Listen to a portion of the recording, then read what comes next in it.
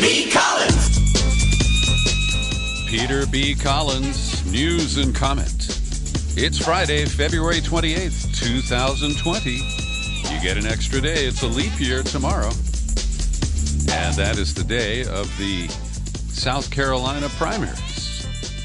It's going to be an interesting few days here with Super Tuesday coming up next week. And as I begin today, I do want to issue an apology to listeners. Due to some construction work here at the Secret Studio, we had electricians here for the last 3 days, and we upgraded our facilities in the studio. I haven't been able to schedule time for any in-depth interviews this week, but we'll be back on track next week. At least that is my expectation. And I begin today with a call to boomers, people my age. They appear to be the most resistant to Bernie Sanders.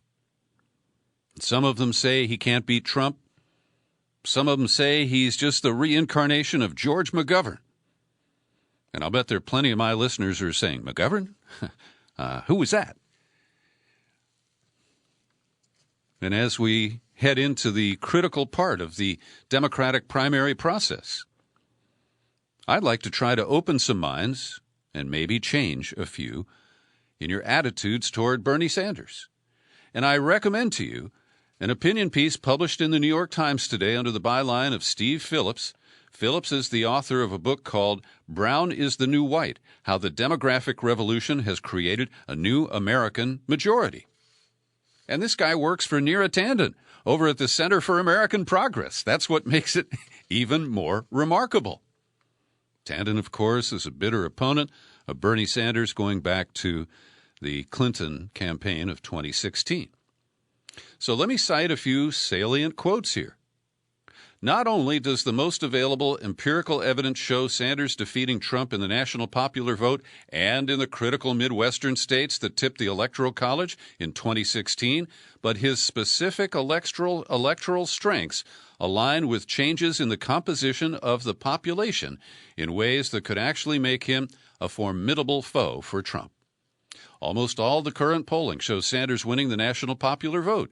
In most recent national polls testing Democratic candidates against Trump, Sanders beat him in every single one, with margins varying from 2 to 6%. This has been the case for nearly a year now. Sanders outpolling the president, get this, in 67 of 72 head-to-head polls since last March. As 2016 proved, the Electoral College is what matters most. There, Sanders also does well, outperforming Trump in polls in the pivotal battleground states of Michigan, Wisconsin, and Pennsylvania. And in Wisconsin, Sanders still fares the best of all Democratic contenders. Now, this is driven in part by the high turnout. We saw this in the numbers that came out of Las Vegas, out of Nevada. He got 70% of the vote in the most heavily Latino precincts. These particular strengths matter because the composition of the electorate will be appreciably different than it was just 4 years ago. This will be the most racially diverse electorate ever, with people of color making up fully 1/3 of all eligible voters. And the share of those eligibles from Generation Z, that's 18 to 23-year-olds, will be more than twice as large in 2020 as it was in 2016. In 16, the 18 to 23-year-olds comprised 4% of eligible voters, and this year it is 10%. He continues. Notably, the expanding sectors of the population are much more progressive and pro-democratic than their aging and white counterparts. Okay, boomers?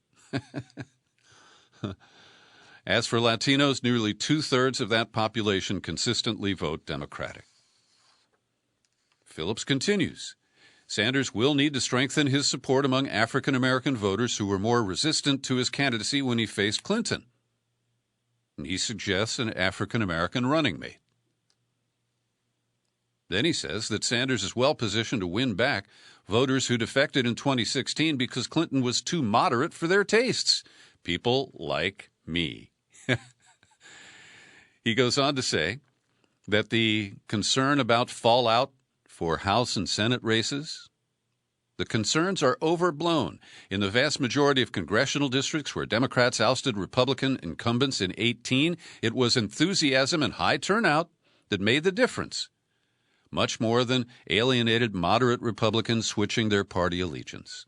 In all but 5 of the 41 seats picked up by Democrats, increased Democratic turnout alone was enough to flip the seats without any Republican crossovers. He says that there's a potential upside to this. The risk of down-ballot House races being lost is offset by the opportunity for Democrats to flip even more seats by mobilizing younger, more diverse voters. The empirical evidence shows that there is no need for alarm about Sanders being the Democratic nominee, even some cause for confidence. So, the other canard that is being frequently cited is that Bernie Sanders is the new George McGovern. And I was around when McGovern ran and bungled the nomination back in 1972 against good old Tricky Dick Nixon, for the uninitiated. And the real blunder of George McGovern was that at the convention he chose Thomas Eagleton, a senator from Missouri, to be his running mate. And it blew up in his face because Eagleton had been treated for mental illness. And in 1972, that was a disqualifying factor. And so things have changed so much, the demographics that I just cited from Steve Phillips. And these comparisons of Sanders to McGovern are really just cobwebs in the minds of aging boomers. The yellow journalism pursues their bias and tries to harden it. Here is the Washington Post. Older people tend to be more settled in their political beliefs. They're more affluent than younger counterparts. They tend to worry more about Sanders' age and his heart attack than younger voters. And then they go anecdotal.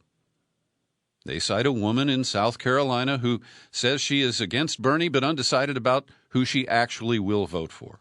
Now, I have to tell you that at this stage, the day before the election, if you're undecided, I don't have much confidence in your other views.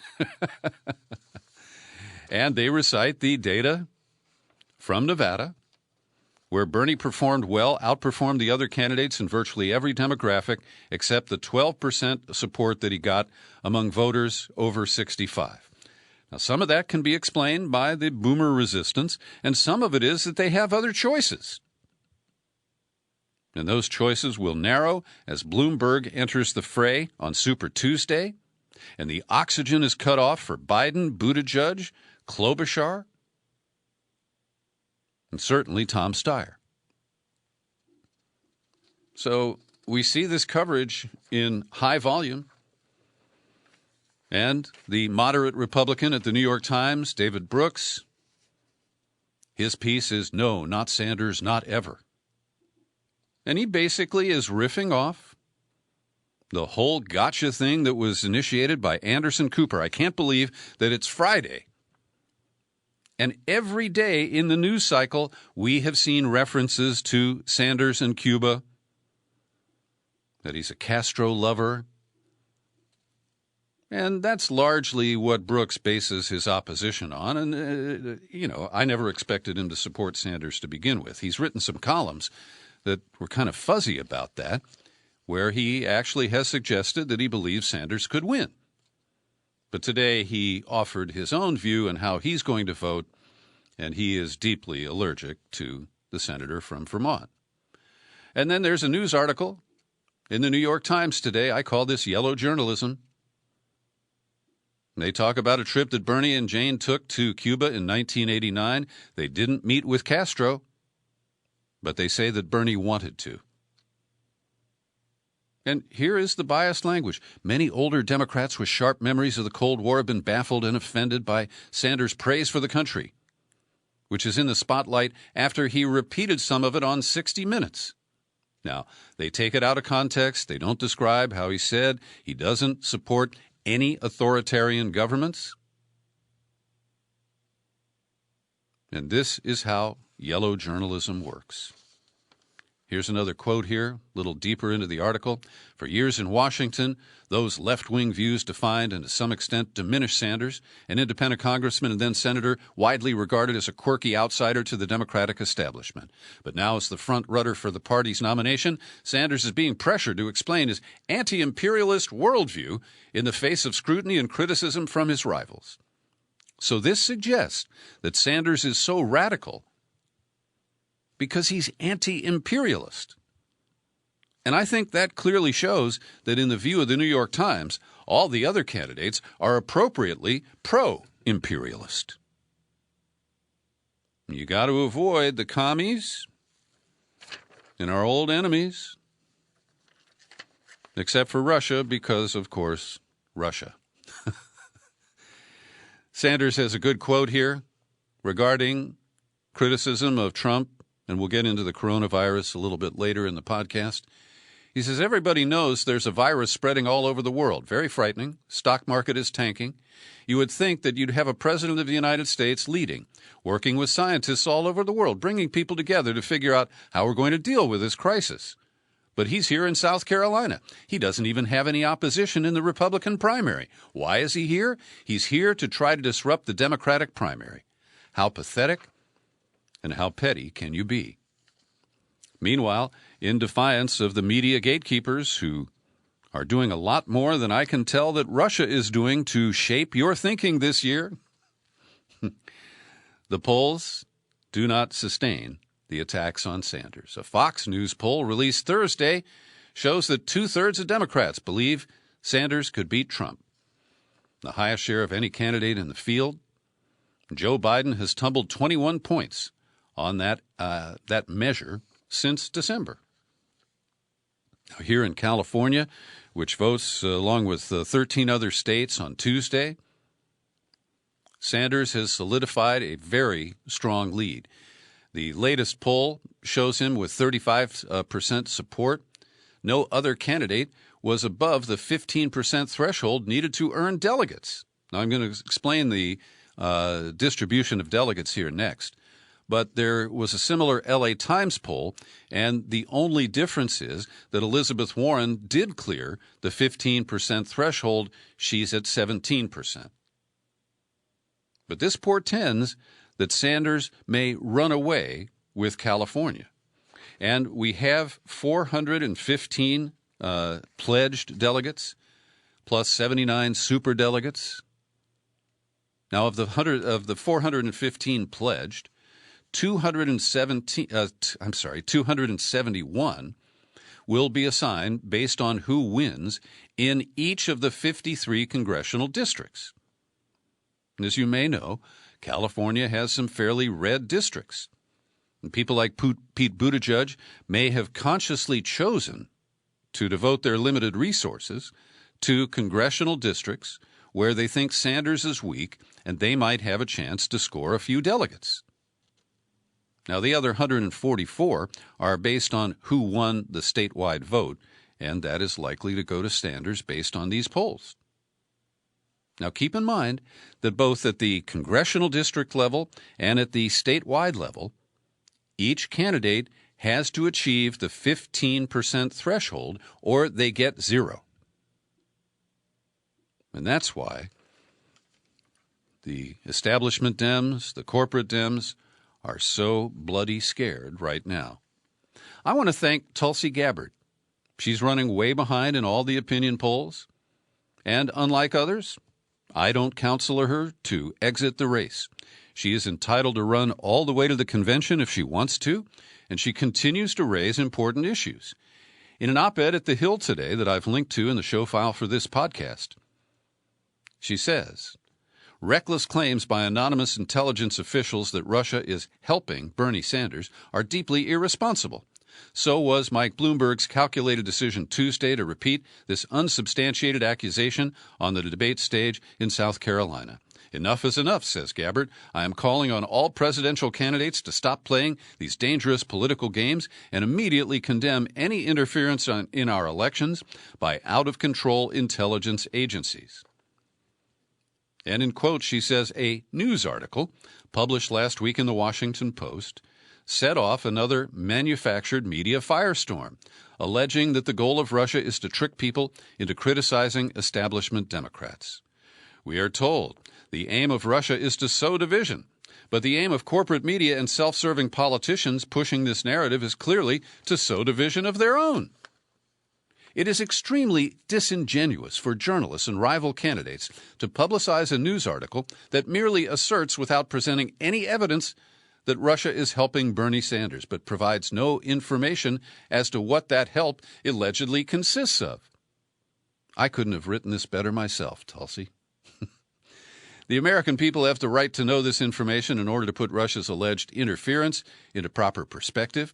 It's a mystery why the intelligence community would want to hide these details from us. Instead, they're relying on highly dubious and vague insinuations filtered through their preferred media outlets, which seem designed to create a panic rather than actually inform the public about some genuine threat. All this does is undermine voters' trust in our elections, which is what we're constantly told is the goal of Russia. Gabbard continues, if the CIA, FBI, or any other agency is going to tell voters that Russians are interfering in this election or simply sow discord, then they need to immediately provide us with the details of exactly what they're alleging. Because this Russian meddling is as amorphous and unsubstantiated as the coronavirus is elusive. Once again, I commend Congresswoman Gabbard for speaking the truth, and I hope people will actually listen. Meanwhile, Boss Bloomberg is submitting to some interviews. He was on the PBS NewsHour, and Judy Woodruff asked him a few tough questions. Not enough for my taste, but basically, Bloomberg came off pretty well, presenting his face as a manager, and the only one with any management experience except Buttigieg, who's just run South Bend, Indiana, which clearly is not New York. But in a questionnaire where he responded to some but not all questions for the New York Times, he says that if elected, he'd be extremely reluctant to order the military to attack another country without congressional authorization, but he left himself some wiggle room. He also didn't respond to questions about whether he would put his business assets into a blind trust or sell them. And given the way Trump has just bulldozed the emoluments clause and continued to own and run his business from the White House, profiting from his hotel down the street, and Bloomberg did not divest during his 3 terms as mayor of New York. Now, one of the troubling answers that he provided was, at first, he said that, kind of a standard answer about presidential power and the separation of powers. He says, as president, I would govern by the principle that presidential authority is at its peak when authorized by both the Constitution and acts of Congress, and as it is at its weakest and riskiest when contrary to an act of Congress but somehow authorized by a broad reading of the Constitution. But explicitly in the case of Obama's drone killing of an American, Anwar al-Awlaki, in Yemen, Bloomberg said he would have no hesitation to authorize lethal force against someone like al-Awlaki. They didn't ask him about surveillance. New York is just... It's a laboratory for domestic surveillance. That's what it is. Joe Biden had to walk back a comment that he made 3 times in the past week that he had been arrested on his way to visiting Nelson Mandela in prison in South Africa in the 1970s. In an interview on CNN, Biden says, well, I guess I wasn't arrested. I was stopped. And he went into a long explanation, but in simple terms, he exaggerated. And this is the same guy who told a crowd in South Carolina that he was asking for their vote to run for the United States Senate. And I have been delinquent in commenting that during the debate in South Carolina, Joe Biden claimed that there had been 150 million gun deaths since Bernie Sanders refused to sign on to the Brady Bill. 150 million, Joe? And nobody corrected that? A new poll from the AP reports that a third of Americans have high confidence in an accurate count in our presidential elections. Another third are only moderately confident, and the bottom third has very little confidence. Now, this shows that since 2000, when Bush stole the election in Florida, then 2004, when Bush stole the election in Ohio, and then 2016, where Trump stole the election through massive voter suppression and some election fraud, I think voters are accurate in those feelings. And I want to commend my colleagues over at Who, What, Why. They have a strong focus on election integrity, and reporter Gabriella Novello explains how different lawyers and civil rights groups are working to monitor the elections. They've formed the Election Protection Coalition. They're beefing up efforts ahead of the election. They're setting up multiple voter crisis hotlines in many languages. And my only criticism of the report is, quoting, despite record turnout in 2012, there's been a steady decline in voter turnout among African-American voters every election since. Now, as I've argued repeatedly, that lower turnout, I believe, is a reflection of successful Republican voter suppression schemes. But that's how it is generally analyzed, that black voters sat it out. And I don't believe that's the case, not nearly in the numbers that people often believe.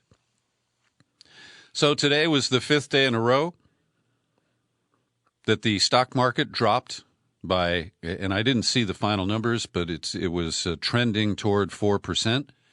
That puts us beyond the 10% standard for a correction. And Americans are being whiplashed because we see Trump and the Republicans, and I'll detail this in a moment, are trying to blame everything but the coronavirus and Trump's perceived mishandling of that crisis for the drop in the Dow and the S&P 500. And yesterday I mentioned this, and I'll say it again, my retirement, which I'm planning to start later this year, is based on a couple of pensions. One is Social Security, one is my union pension, and I've saved money, and most of it is in the stock market. And losing 14% in 1 week, well, I'm a long-term guy, and I do believe that it will come back at some point. But the compounding that I need to build a nest egg for life into my 80s and perhaps 90s is what is at risk. And I know many of you are in the same boat. It's too late to sell. You'll take huge losses. And so we are all in a very uncomfortable boat. So a number of issues have come up related to the response to the coronavirus. And there's some downright ineptitude and what you would call gross negligence on the part of the federal government. Because when they knew that infected people were being sent home from that cruise ship in Japan, they assigned staff members from Health and Human Services from the Office of the Administration for Children and Families. These are the people who've been abusing detainees along our southern border. Now, maybe they didn't all abuse them, but that was the policy that they were supposed to follow. And many of these people were not given any training. They didn't have protective gear. They would interact with the quarantined individuals as fully decked out people in ABC suits would be running around cleaning up and spraying Lysol everywhere. And so Rachel Maddow last night reported that there was a struggle between the State Department and HHS. HHS apparently won, and its employees are the losers based on a whistleblower complaint that surfaced yesterday.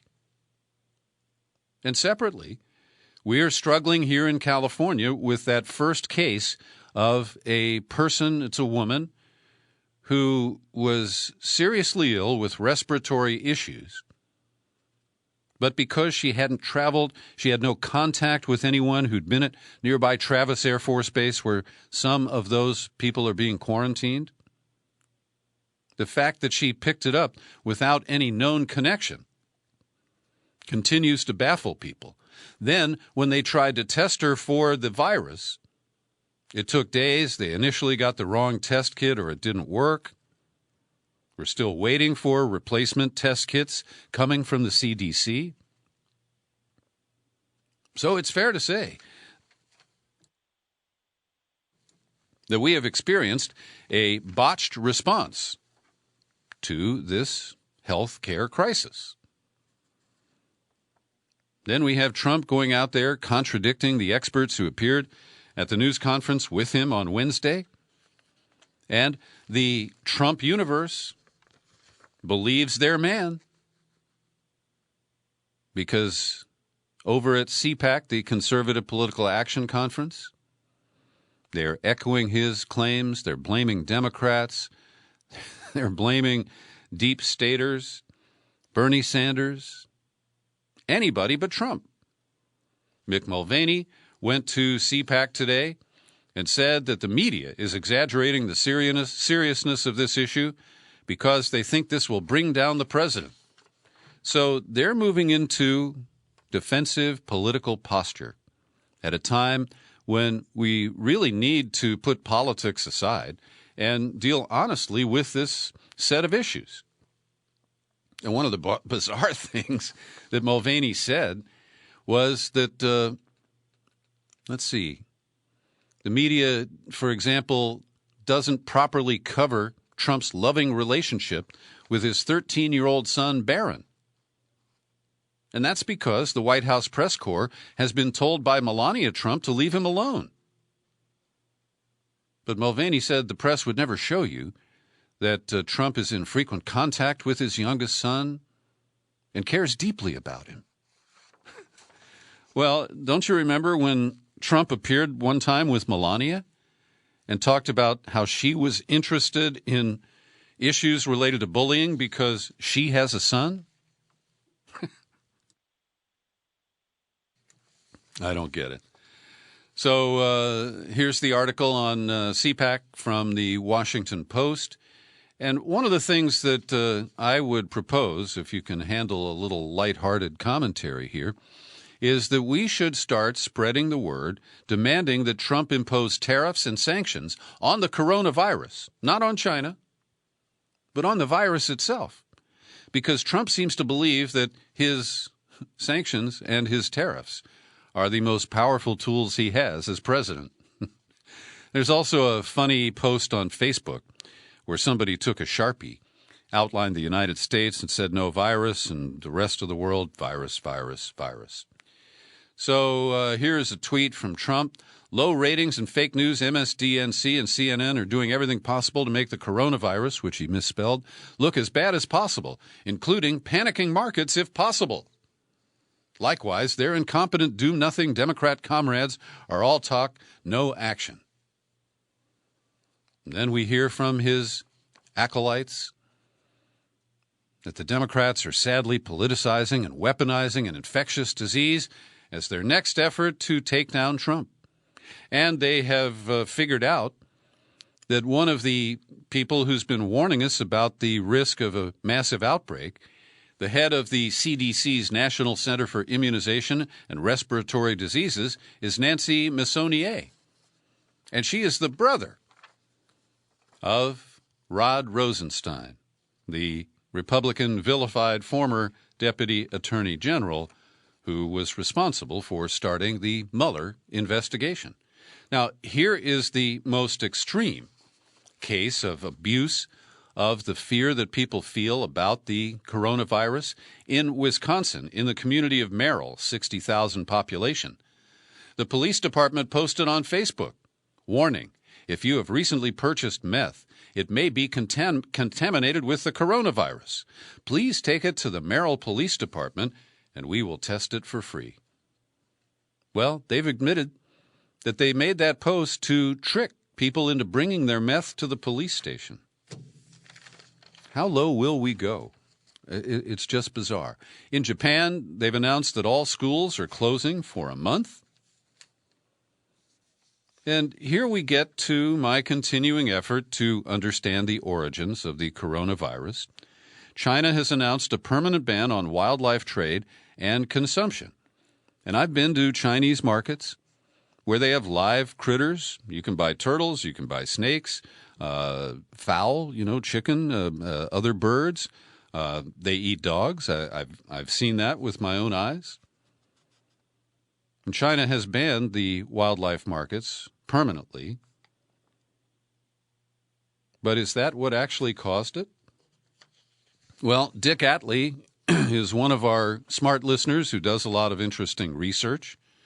And he sent me an email linking to an article at the Library of Congress reporting that last year China passed a new national law requiring mandatory vaccination, and that the law took effect December 1st of 2019. The first case of COVID-19 was apparently reported on December 1st. Now, this could be a mere coincidence. I have no idea how many people were immunized after the law was passed and before its effective date. But it raises questions that an effort to vaccinate people for SARS or other potential epidemic diseases may have gone sideways.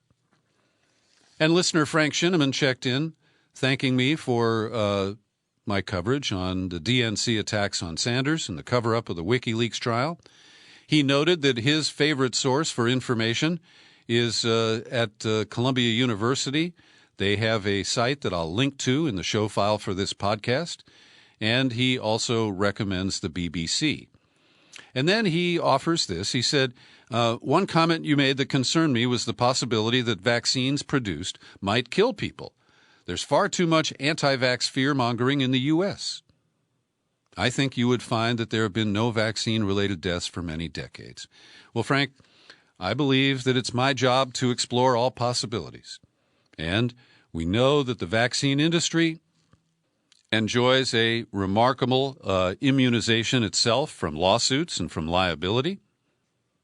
And I'm a skeptic by nature, and I will continue to ask skeptical kinds of questions. So the criticism of Trump is coming from every corner, and one of the most clever responses came from Senator Elizabeth Warren, who says, I'm going to be introducing a plan tomorrow to take every dime that the president is now taking to spend on his racist wall at the southern border and divert it to response to the coronavirus. Meanwhile, we've been so obsessed with our domestic issues here that things have gotten pretty hot between Syria and Turkey. And I would put it this way, they haven't declared it, but Syria is at war with its neighbor Turkey. And Turkey is a NATO member. And President Erdogan of Turkey has reached out to NATO's Secretary General, who has described full solidarity with Turkey. But NATO is declining any request from Turkey to establish a no-fly zone after the incident where Turkey lost 33 troops in an airstrike attributed to Syria overnight between Thursday and Friday. And I would say this is the equivalent of thoughts and prayers. Now, let me hasten to add, I'm not supporting NATO or U.S. intervention to help Turkey. But this is the legacy of Barack Obama's invitation for Turkey to join the clusterfuck in Syria back in 2016. And as I have talked about since then, Turkey has its own agenda, which is wiping out the Kurds, and everything else is secondary. Of course, Obama had the incomprehensible twin policies of trying to take down Erdogan while we vanquished the Islamic State in Turkey, in Syrian territory, and that was a blunder that we are still living with today. So we'll watch this, but it is going to be, I think, a continuing conflict.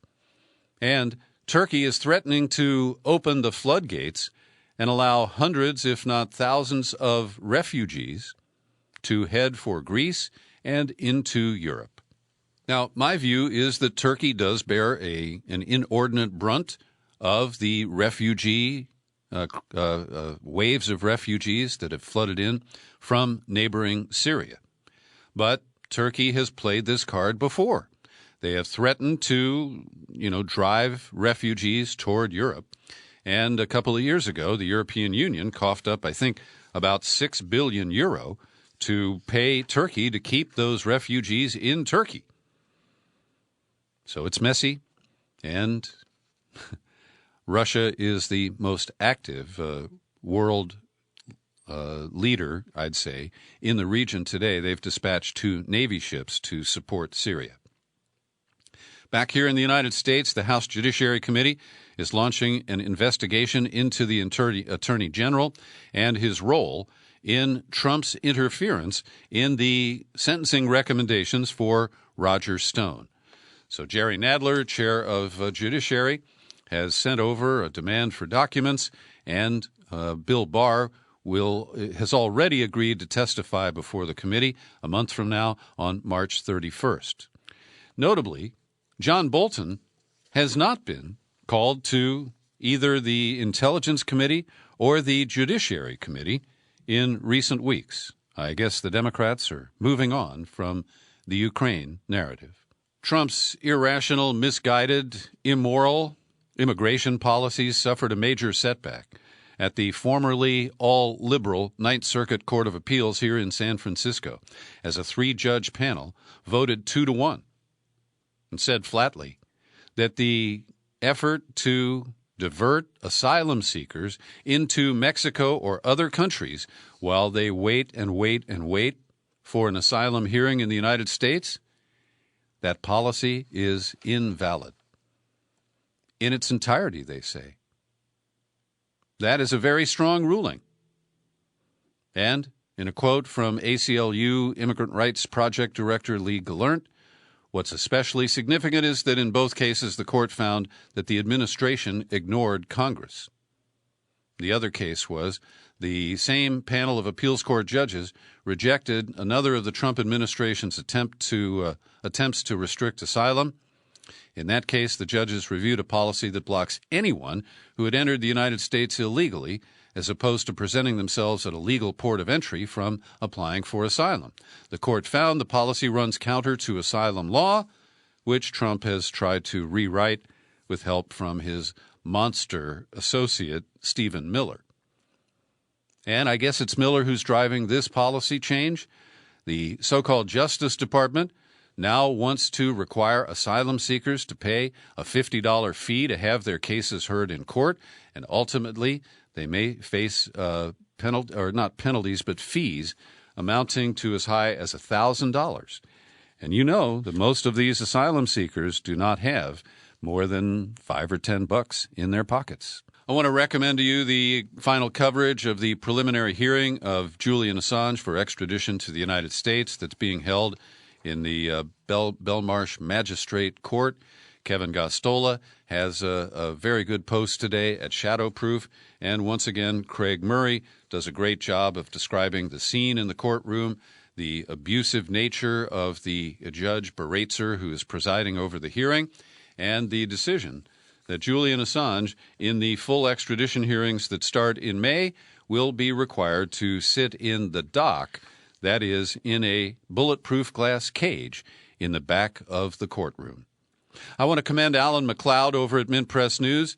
He agreed with my comment yesterday that the Washington Post, publishing an op-ed flatly saying that Bolivia suffered a coup and that there was no election rigging that led to that coup. He said it's important to add some context here. The Post presented the Organization of American States as an honest, neutral body, and that certainly isn't the case. They don't mention that last November, the Center for Economic Policy Research published a comprehensive analysis that came to the same conclusion. They don't note the role of the media and editorial writers in claiming that Morales and his bid for re-election was a threat to democracy. The Washington Post itself called his victory into question, suggesting he was a dictator of an inept and repressive leftist regime. So it's interesting, it was the opinion pages of the Washington Post that published this analysis showing that there wasn't any election rigging. And I'm glad that Mr. McLeod pointed that out. He also cites similar quotes from the New York Times. And finally, I end today with a 4-pack of slightly hopeful reports about the environment and climate change. The San Francisco Chronicle 2 days ago reporting that California's Ocean Protection Council has published a blueprint for how state agencies should collaborate over the next 5 years with sea level rise, protecting the coast, restoring wetlands. It's a very detailed plan. And I'm glad to see that we have a government that's actually working long-term on these issues. In Britain, the Court of Appeal issued a landmark ruling yesterday killing plans to build a third runway at Heathrow Airport in London, declaring that the government illegally neglected its commitments to reduce carbon emissions and protect the planet from dangerously high temperatures.